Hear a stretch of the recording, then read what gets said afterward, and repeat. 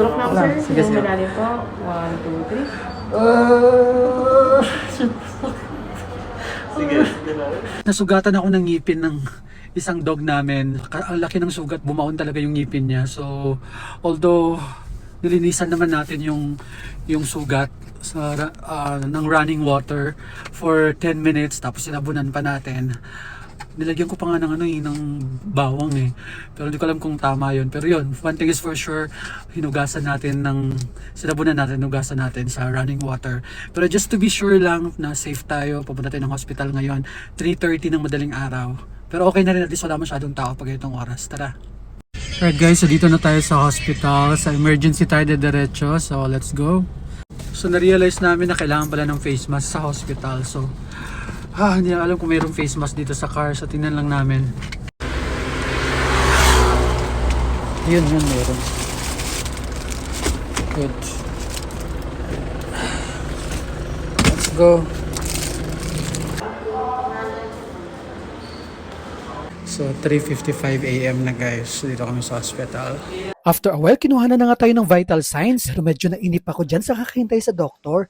Medyo lang naman. Lumabas muna ako ng ER guys kasi I found out 6 pala yung ituturok sa akin at nasa 19,000 na yung bill. So lumabas ako dahil nakakabigla naman yung 6 na turok. Pero tara, balik. At ayan nga, ginawa na yung unang turok.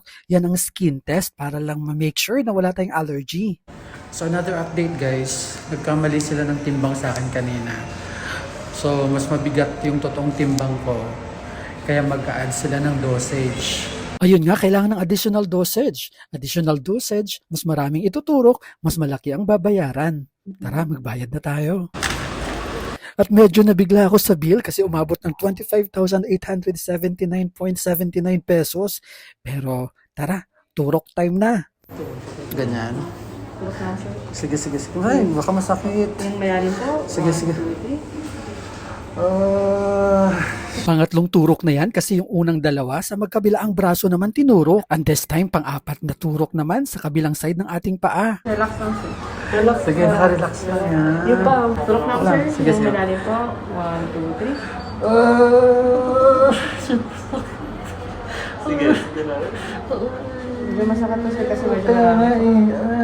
Ang bigat sa pag. Last. At ito, last turok na nga. Grabe nga lang naturukan ng ito kadami. Kaya next time, sir, ingat na lang tayo, ha? Oo nga eh. Turok na ako, sir. 1, 2, 3. Yung malalim. 1, 2. Shit, ang sakit. Ang bigat. Sige lang, sir. Relax lang, sir. Shit, ang bigat. Grabe pala to. Ano naman yan? Grabe. Oh my God guys, no. So, grabe to.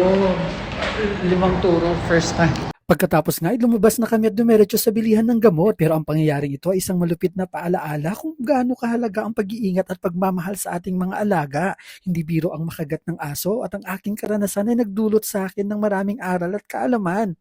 Una sa lahat, ang proseso ng pagpunta sa ospital at oras ng paghihintay sa emergency room ay hindi biro. Pangalawa, yung sakit na dulot ng mga injection, isipin mo ba naman 6 yun? At ang gastos na hindi ko inaasahan. Higit sa lahat, ito ay nagbigay ng pag-unawa sa kahalagahan ng pagiging responsabling may-ari ng alagang hayop. Mahalaga na siguraduhin ang ating mga alaga ay nasa tamang kalagayan at nakakakuha ng lahat ng kinakailangang bakuna at pangangalaga. Hindi lang ito para sa kanilang kalusugan, kundi pati na rin sa kaligtasan ng iba. Siya nga pala, nakikiramay ako sa may-ari ng aso na si Baby Kilua. Ang pagkamatay ng isang alagang hayop ay isang trahedya na nagdadala ng lungkot at pagdadalamhati sa ating mga puso.